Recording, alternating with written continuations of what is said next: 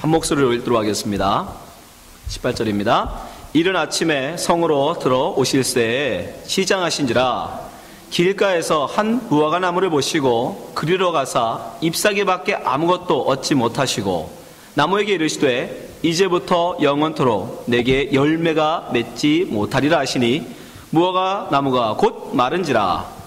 제자들이 보고 이상히 여겨 가로되 무화과 나무가 어찌하여 곧 말랐나이까. 21절 예수께서 대답하여 가라사대 내가 진실로 너에게 이르노니 만일 너희가 믿음이 있고 의심치 아니하면 이 무화과 나무에게 된 이런 일만 할 뿐 아니라 이 산더러 들려 바다에 던지우라 해도 될 것이요 너희가 기도할 때에 무엇이든지 믿고 구하는 것은 다 받으리라 하시니라. 아멘.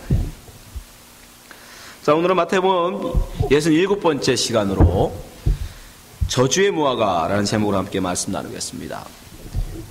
지난 시간에 이어서 오늘도 예수님 우리를 당황스럽게 하십니다.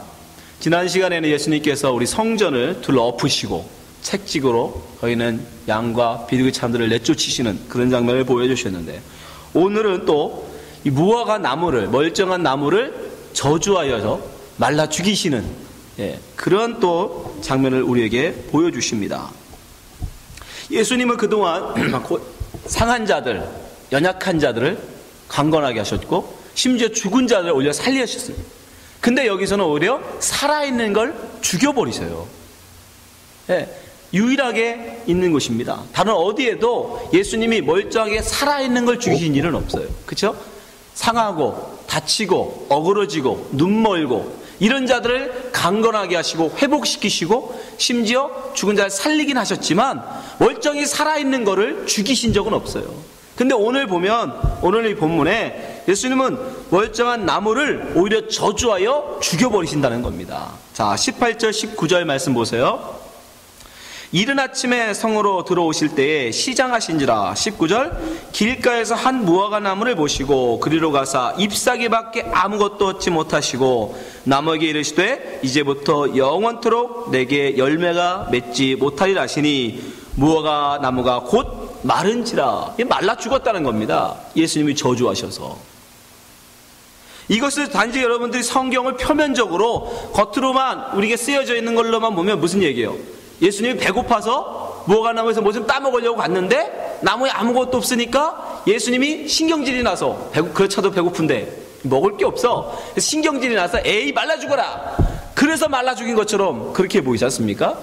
근데 성경은 그렇게 표면적으로 표피적으로 보시면 안 돼요. 예수님이 여기서 시장하시다라는 성경에 이르는 시장하시다라는 시장함은 우리의 육신적인 배고픔을 말하는 게 아닙니다. 예수님이 육신적인 배고픔의 이야기는 이미 마태복음 4장에서 끝났어요. 뭘로 끝났죠? 40일 동안 굶고 금식하셨어요. 그럼에도 불구하고 마귀가 뭘 유혹해요? 야, 너 돌로 떡떡이 만들어 먹어. 너 음식 먹어. 배고파. 안 그러면 죽어. 그럼에도 불구하고 예수님은 단언하셨죠? 내가 비록 굶어 죽어도 나는 돌덩이 떡떡이 안 만들어 먹어. 왜? 나는 떡으로 사는 게 아니라 뭘로? 말씀으로 사는 거예요. 그렇게 말씀으로 사신다고 선언하신 분이 배고프다고 무화과 없다고 무화과 나무를 저주해 죽이십니까? 그건 말이 안 되잖아요. 그러면 마태복음 4장에서 마귀에게 선언한 말이 거짓말이라는 얘기 아닙니까? 그 얘기가 아니에요. 예수님의 시장하심은 그런 시장함이 아닙니다.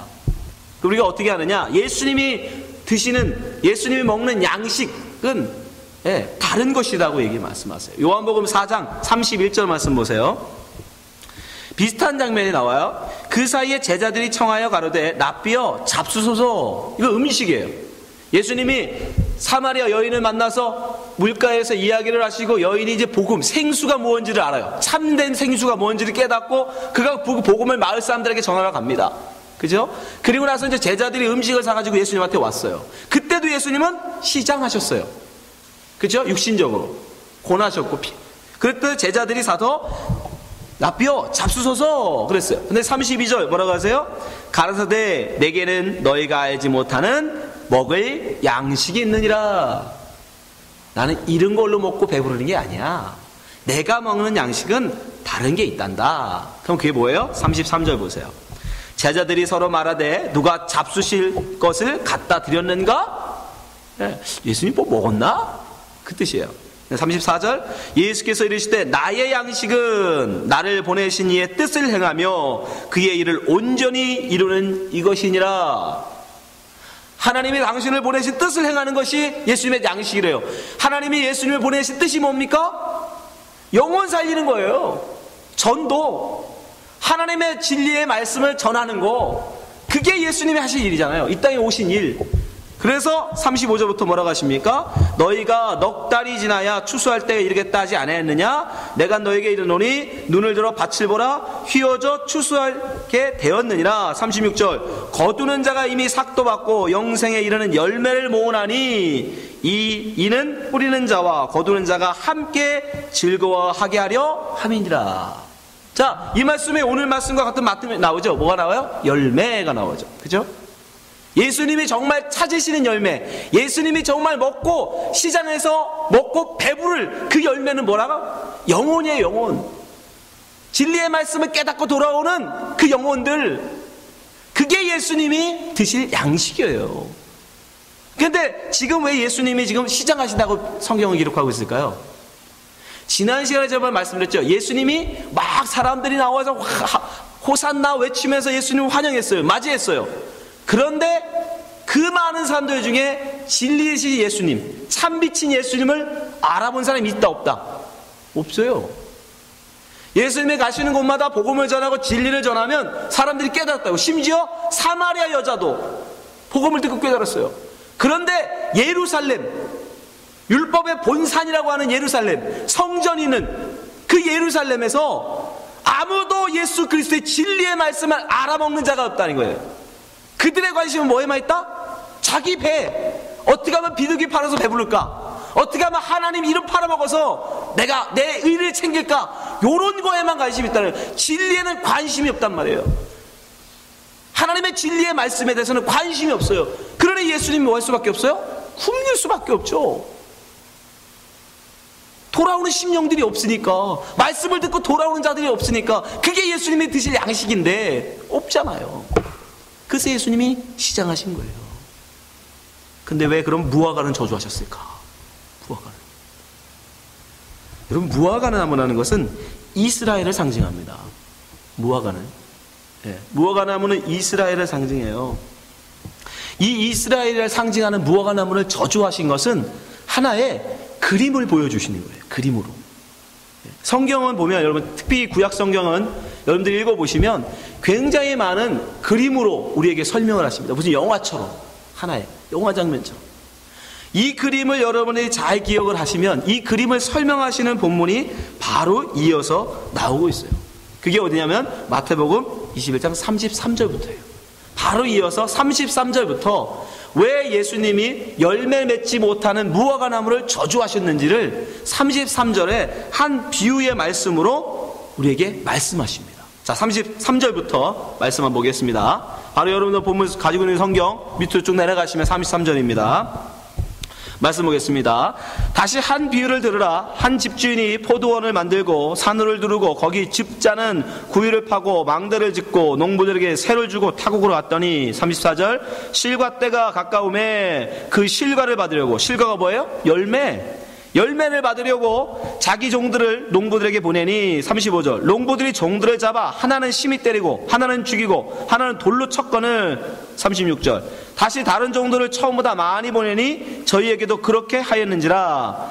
후에 자기 아들을 보내며 가로되 저희가 내 아들은 공경하리라 하였더니 농부들이 그 아들을 보고 서로 말하되 이는 상속자니 자 죽이고 그의 유업을 차지하자 하고 39절 이에 잡아 포도원 밖에 내어 쫓아 죽였느니라. 40절 그러면 포도원 주인이 올 때 이 농부들을 어떻게 하겠느뇨. 41절 저희가 말하되 이 악한 자들을 진멸하고 포도는 제때에 실과를 바칠 만한 다른 농부들에게 새로 줄지니이다. 예수께서 가라사대 너희 성경에 건축자들의 버린 돌이 모퉁이의 머릿돌이 되었다니 이것은 주로 말미암아 된 것이요 우리 눈에 기이하도다 함을 읽어본 일이 없느냐. 그러므로 내가 너에게 이르노니 하나님의 나라를 너희는 빼앗기고 그의 나라에 열매를 맺는 백성이 받으리라. 자, 43절 다시 한번 모여서 43절 그러므로 내가 너희에게 이르노니 하나님의 나라를 너희는 빼앗기고, 너희가 누구예요? 이스라엘, 무화과, 열매 맺지 못한 무화과, 너희는 빼앗기고 그 나라의 열매를 맺는 백성, 열매 맺는 백성이 차지하는다는 거예요. 44절, 이 돌 위에 떨어지는 자는 깨어지겠고 이 돌이 사람 위에 떨어지면 저를 가루로 만들어 흩으시라 하시니, 대제사장들과 바리새인들이 예수의 비유를 듣고 누구에게? 자기들을 가리켜 말씀하신 줄 알고. 이게 누구를 들으라고 하는 거고요? 자기들, 바리새인들, 제사장들 들으라고 하는 얘기래요. 46절, 잡고자 하나 무리를 무서워하니 이는 저희가 예수를 선지자로 알미었더라. 왜 그들이 포도원 주인에게 열매를, 실과를 바치지 못했을까요? 주기 싫어서? 정확하게 말하면 여러분, 실과가 없었어요. 바칠 실과가 없었던 거예요. 주인에게 바칠 실과가 없으니까 결국 그걸 감추기 위해서 그걸 받으러 온 종을 때려 죽이는 거예요. 나중에 예수님도, 그죠? 그 아들, 그 주인 아들마저 이들이 내어 쫓아 돌로 쳐 죽였다고 그러죠. 누굴 얘기하는 거예요? 예수님. 지금 무화과가 결국 열매가 없어서 자기를 죽일 것임을, 그리고 그 나무는, 무화과는 이스라엘 바리새인 서기관을 상징하는, 제사장을 상징하는 이 무화과는 하나님의 심판으로 말라 죽어야 함을 지금 예수님이 무엇으로? 그림으로 보여주고 계신 거예요. 괜히 이 무화과가 미워서 저주하는 게 아니라 이스라엘에게, 제자들에게 가르쳐 주시는 거. 이것이 무엇인지. 여러분, 이 무화과 나무는 특징이 있습니다. 여러분, 무화과 열매 보신 적 있으세요? 무화과 열매? 예. 여러분 보시면 무화과 열매는 열매가 아니에요. 왜 하나님, 예수님이 지금 이 무화과를 빗대어 바리새인들, 이 제사장을 빗대고 계시냐면, 이 무화과는요, 보기에는 꼭 열매같이 생겼죠. 근데 그게 실상은 열매가 아닙니다. 실상은 꽃이에요. 그걸 쪼개보면 거기에 암술과 수술이 들어있는 꽃입니다. 근데 겉으로 보기에 뭐가 생겼어요? 열매처럼. 그러니까 열매도 아닌 것이 열매 흉내를 내고 있는 거예요. 하나님 마지막 때에 하나님 우리에게 찾으시는 건 열매입니다, 여러분. 하나님이 마지막 때 우리에게, 누구에게나 열매를 찾으세요. 너 열매 내놔. 근데 무슨 열매? 열매는 여러분 반드시 뭐가 있어야 돼요? 씨가 있어야 돼요. 열매예요. 씨. 씨를 갖지 않으면 그건 열매라고 할 수 없습니다. 근데 이 무화과는 씨도 없는 게 꽂히면서 열매 흉내를 지금 내고 있는 거예요. 그래서 그런 외식은, 그런 가식됨은 주님께서 뭐 하신다? 심판하신다라는 걸 보여주고 계신 거예요. 주님께서. 이 무화과가 그것을 상징하고 있는 거예요. 열매도 아닌 게 열매 흉내를 내고 있는 거.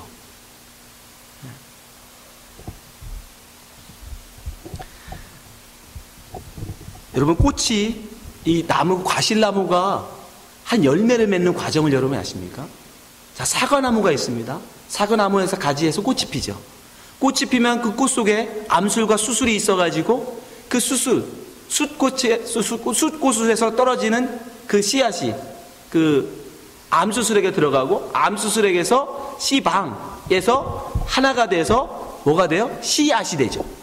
그 씨앗이 점점점 자라게 되면 나중에 뭐가 돼요? 그 꽃은 떨어집니다. 꽃은 죽어버려요. 그죠? 사과 보셨죠? 사과. 조만하게 생기면 그 끝에 있던 꽃은 어떻게 돼요? 떨어집니다. 그러고 나면 이 씨 가진 열매는 어떻게 돼요? 점점 커지죠. 그래서 나중에 우리가 먹는 열매, 씨 가진 열매, 사과가 되죠. 그러니까 열매, 씨 가진 열매, 하나님이 원하시는 씨 가진 열매가 되기 위해서 반드시 뭐가 있어야 돼요? 꽃이 떨어져야 돼요.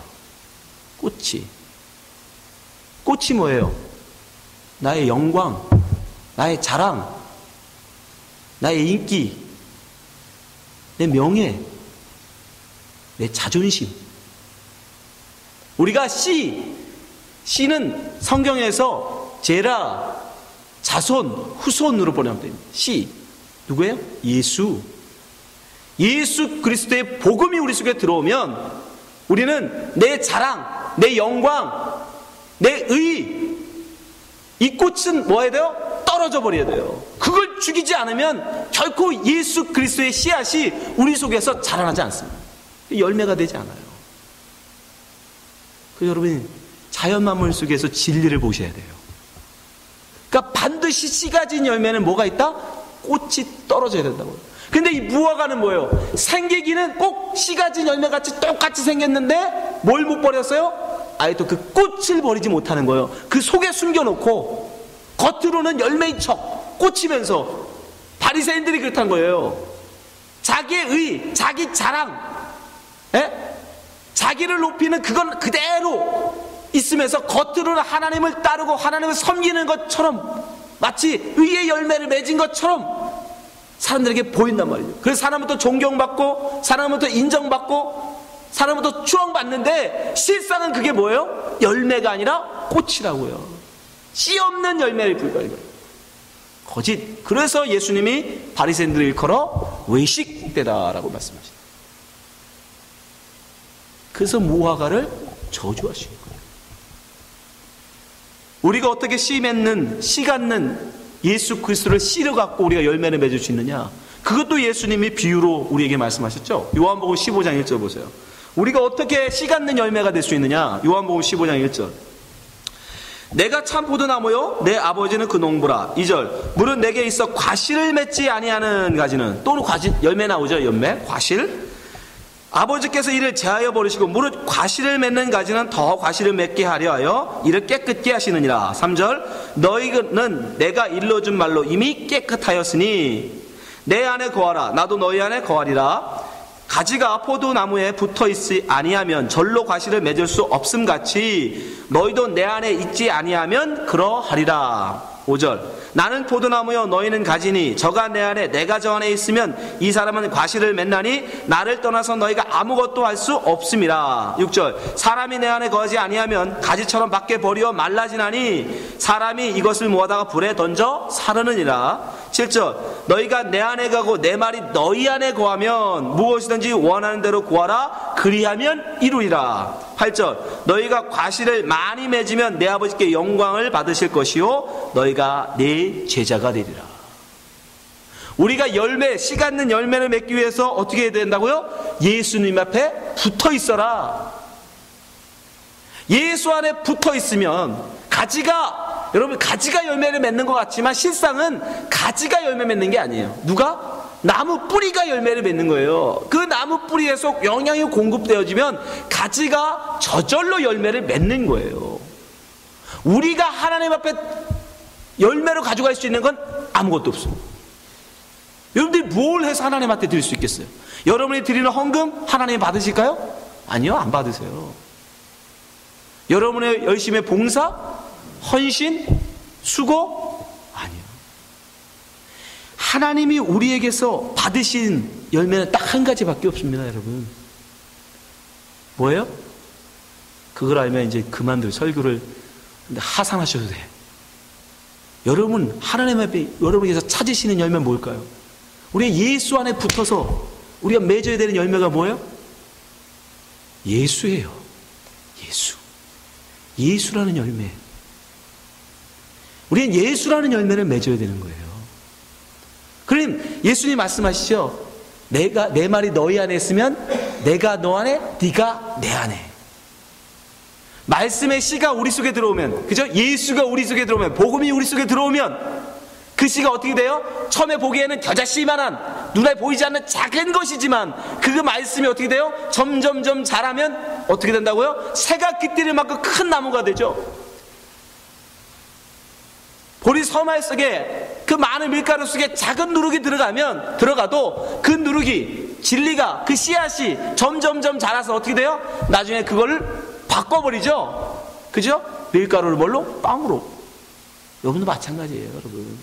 우리 안에 말씀이신 예수 그리스도가 씨앗으로 우리 속에 들어오면, 우리가 예수 그리스도에 붙어서 씨앗이 우리 속에 들어오면 우리를, 예수님이 나중에는 점점점 그 씨로 우리를 먹어버리는 거예요. 우리를 뭘로? 예수로 만들어버리는 거예요. 우리를 하나님이 받으실 열매로 만들어버리는 거예요.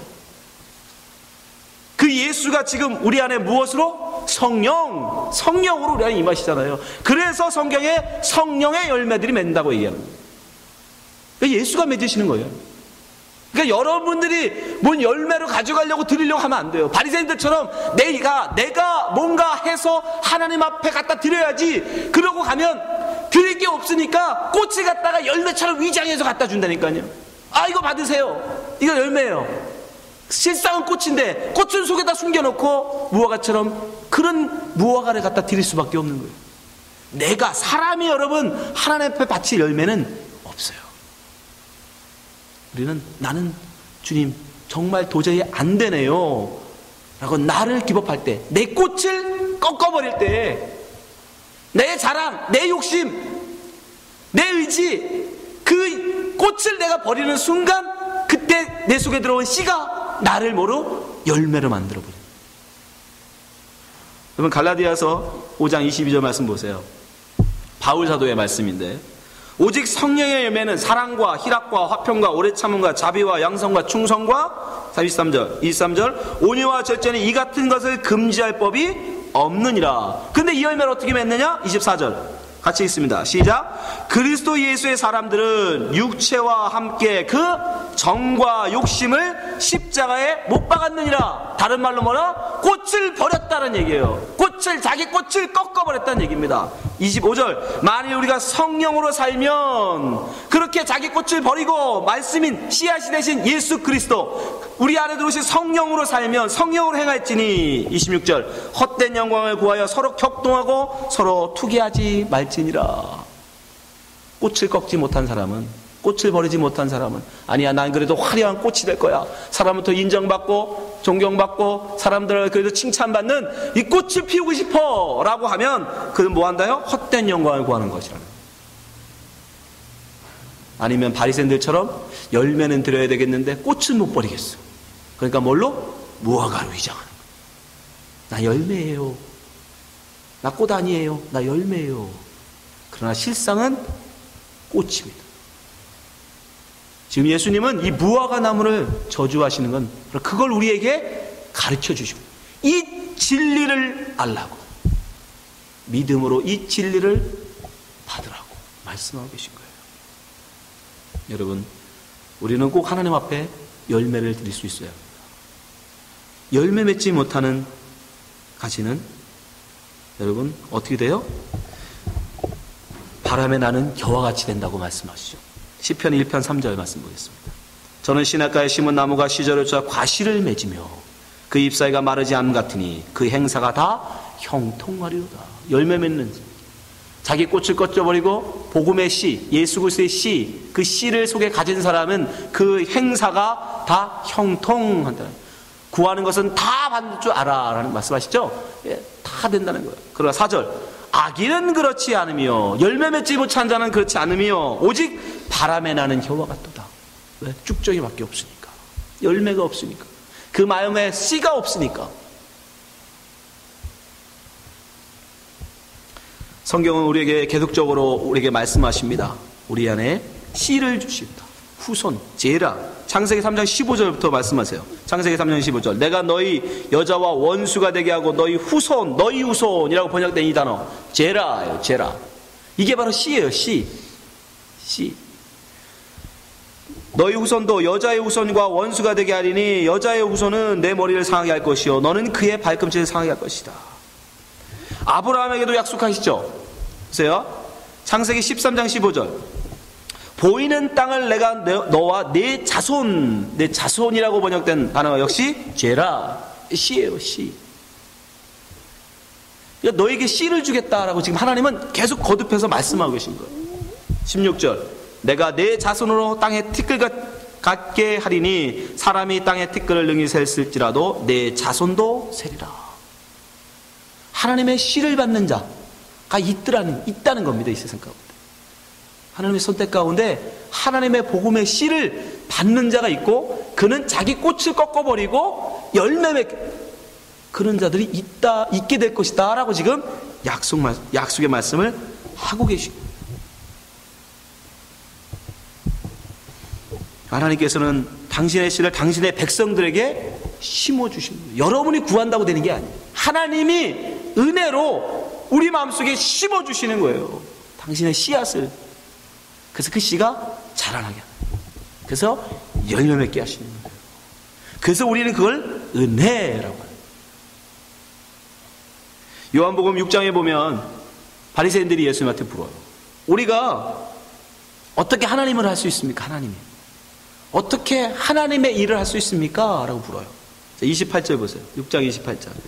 저희가 묻되 우리가 어떻게 해야 하나님의 일을 하오리까? 내가 어떻게 해야 하나님이 원하시는 열매를 맺을 수 있겠습니까? 라고 물었어요. 29절 같이 읽어보세요. 시작. 예수께서 대답하여 가라사대 하나님의 보내신 자를 믿는 것이 하나님의 일이니라. 여러분, 우리가 하나님 앞에 드릴 수 있는 열매, 하나님이 원하시는 일은 딱 하나밖에 없다고요. 뭐요? 예수 믿는 거. 예수 믿는 거. 내 안에 복음의 씨, 그 씨, 그거를 받아들이고 그 씨를 여러분 열매로 드리는 거, 그밖에 없어요. 내 의를 내세우고 난 할 수 있어요. 내가 수고하고 내가 노력하고 내가 말씀을 열심히 쫓아서 바리새인들처럼 내가 열심히 하면 하나님이 날 받으실 거야. 자기 의를 가지고 하나님 앞에 나가면 결국 자기 꽃을 꺾지 못했기 때문에 무화과처럼 꽃은 숨기고 열매처럼 하나님 앞에 드릴 수밖에 없어요. 기껏 드려봐요. 그러나 자기 꽃을 포기하고 꺾어버린 그 사람은 그 속에 그 씨가 비록 지금은 겨자씨 하나처럼 작을지라도 그것이 어떻게 돼요? 점점점 자라서 하나님이 기뻐하신 열매가 된다는 겁니다. 예수, 그래서 우리는 은혜 뒤에 숨는 것밖에 없어요. 나는 아무것도 아닙니다. 나는 내가 무슨 능력이 있어? 무슨 능력이 있어? 하나님이 원하시는 거룩한 열매를 맺겠습니까? 예수한테 뭐 하라고요? 붙어 있으라잖아요. 그냥 너는 나 딱 붙어 있어. 가지처럼 나한테 딱 붙어 있어. 나만 믿어. 그러면 뭐 한다? 예수님이 다 하시는 거예요. 그게 복음입니다, 여러분. 그게 우리에게 던져주신 복음. 여러분의 의로 하나님 앞에 나가려고 하지 마세요. 그럼 우리는 고작해야 무화과밖에 못 드립니다. 예수님은 오늘 분명히 말씀하십니다.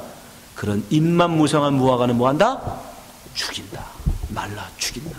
심판하신다.